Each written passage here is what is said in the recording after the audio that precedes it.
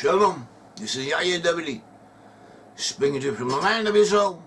I represent Brit-Am, Hebrew awareness, and today we are about to discuss red-headed people amongst the nation Hebrews and related nations. These redheads, red-headed people, red-headedness, rufosity, is an inherited trait. It's associated with DNA, and DNA is hereditary. But under certain conditions, our impression is that it can change.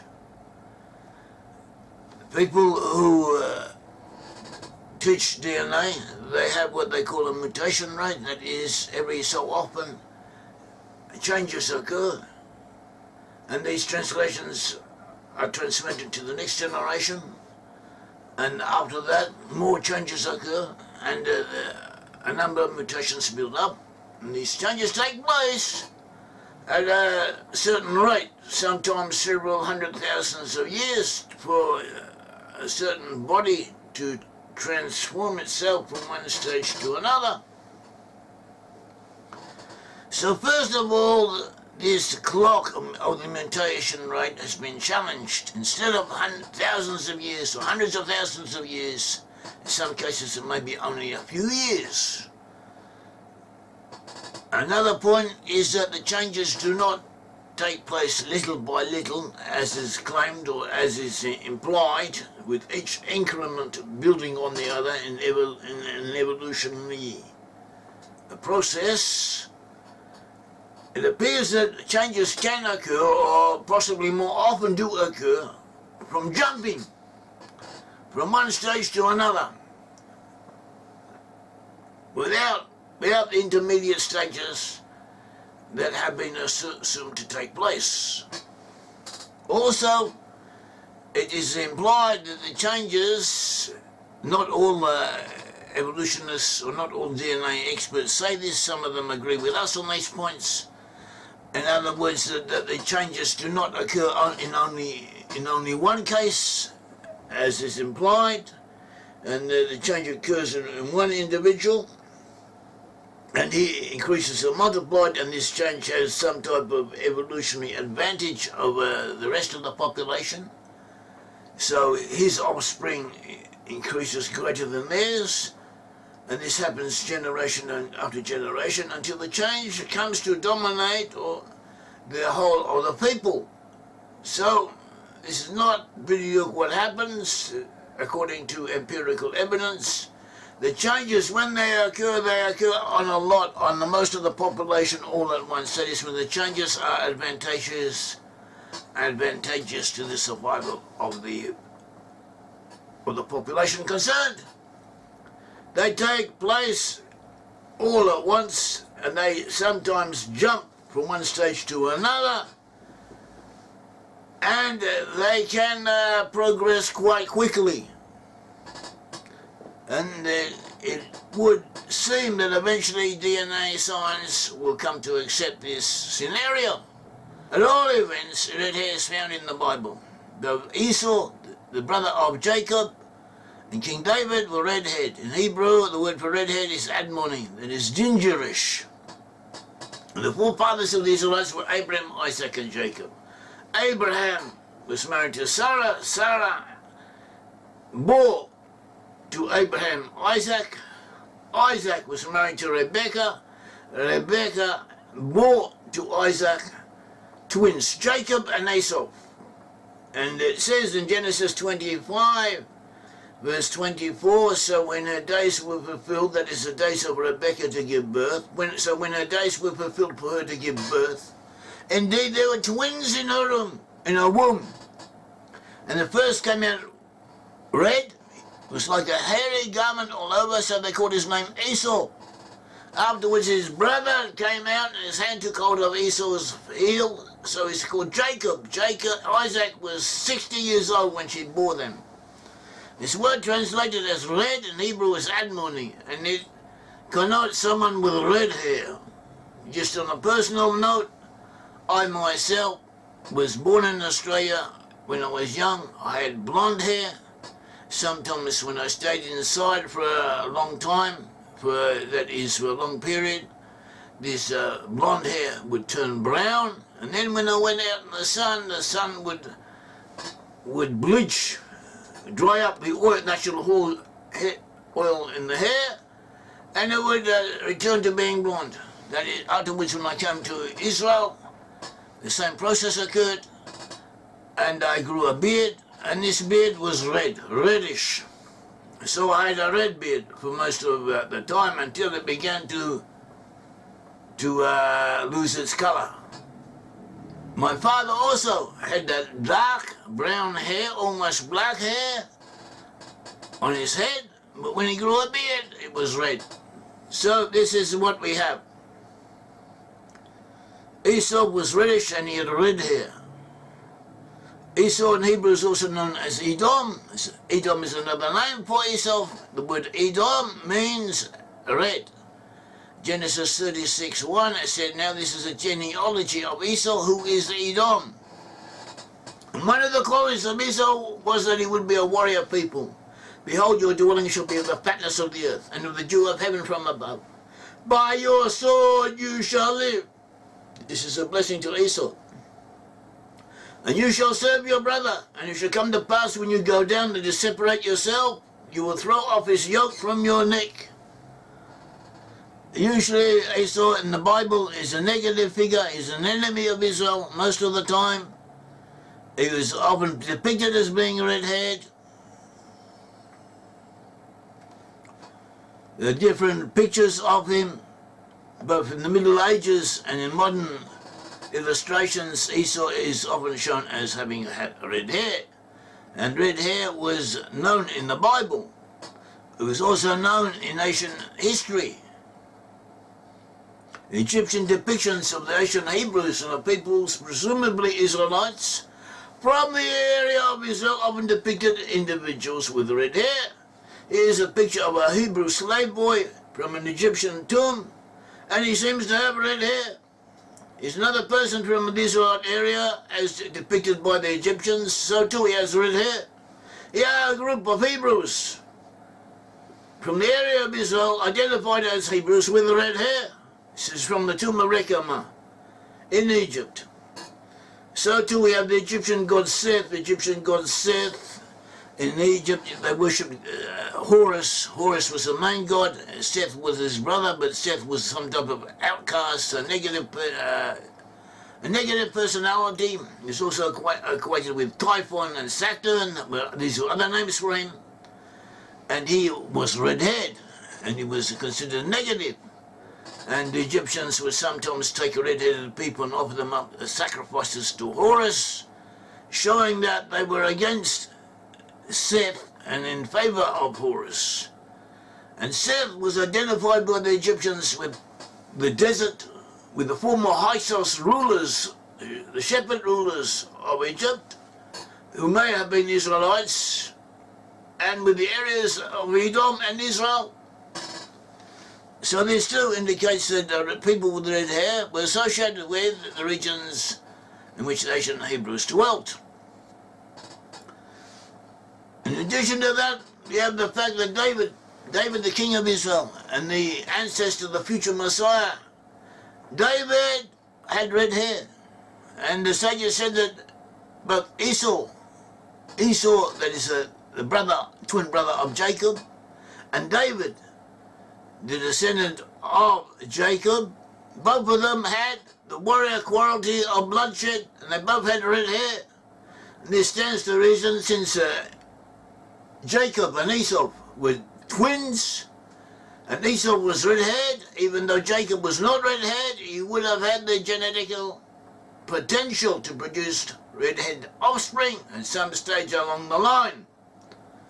And David is described as having red hair. We are told in 1 Samuel how the prophet Samuel was sent by God to the sons of Jesse, and to choose from among the sons of Jesse, or to take from among the sons of Jesse who God would choose, who God would tell him, and to anoint him as king.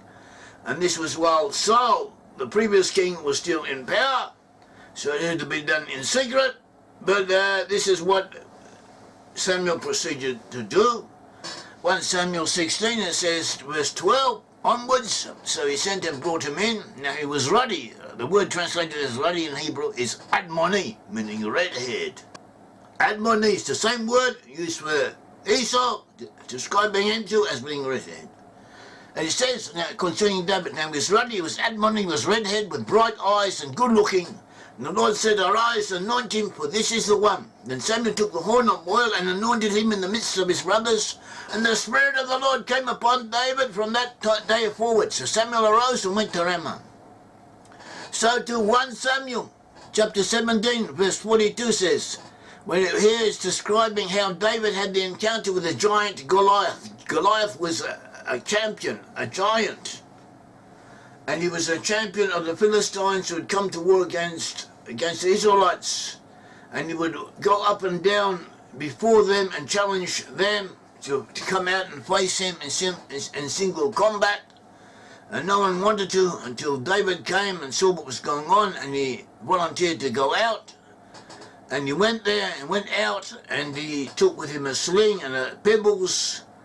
And then he encountered Goliath, and the two had a give and take between them, challenges and counter challenges and boasts, until they began the attack. When David took his sling and he threw the pebble at Goliath and hit him in the head and knocked him over, then David ran up, took out his sword and cut off his head. And it says when the Philistine, that is Goliath, looked about and saw David, he disdained him. He was only a youth, ruddy and good looking. He looked at David and he saw he's a young man, red-haired and good looking. Apparently he looked delicate somewhat. He didn't fancy, didn't he look like a warrior type who was worthy of fighting, of encountering him, of facing him face to face. And shortly afterwards he was disillusioned.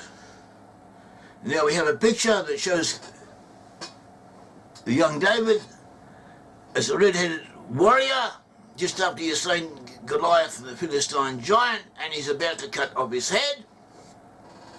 And this picture is taken from a children's book illustrating the Bible stories. It is designed for Orthodox religious Jews, and it depicts a young David as having red hair. And so too here are some other pictures from uncertain sources, which also show something similar. They depict David as having a red hair.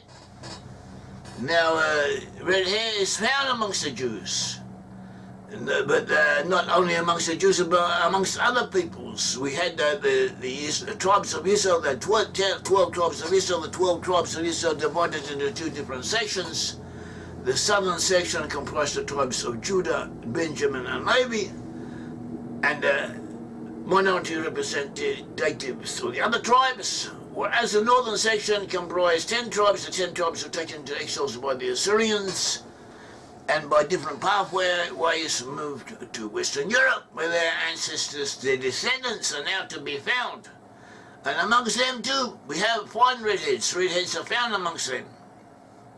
And also amongst Jews we find redheads. They're not there in overwhelming quantities, despite the preconceptions that people have. Red-headed people are not overwhelmingly dominant amongst Jewish people, but they are there. They are not uncommon. You find quite a lot of them in certain populations in certain areas. And before World War II, a high proportion of redheads were to be found in Eastern Galicia, that's the present-day Ukraine, and Romania, and Eastern Europe. And in Christian tradition, the Jews were frequently depicted as typically having red hair. We also have the figure of Judas. Judas was a disciple of the Christian Messiah. According to their story, Judas betrayed him. He could betray their Messiah. The name Judas is another form of the name Judah, and Judah came to represent the Jewish people in general. And Judas was often portrayed as having red hair. See the pictures. So too amongst the Europeans, the German Nordic god Thor. Thor was described as having red hair. Many Germans may be descended from Esau was red-haired.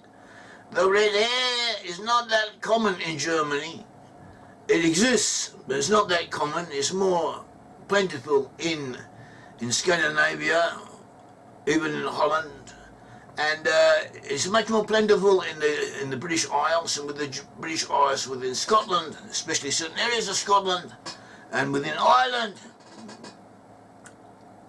Red hair is also very common, quite common. More than 15%, about 15% of the population have it, especially in the northwest area, and these areas are Irish areas, because some people claim that the Vikings conquered Ireland, or came to invaded Ireland, and the red hair in Ireland is to be attributed to them. So this is not so, because first of all the Irish have more red hair, relatively speaking, than the Scandinavians do, and also the areas in Ireland where red hair is most frequent, is most common, are those areas that the Vikings did not conquer, did not settle in.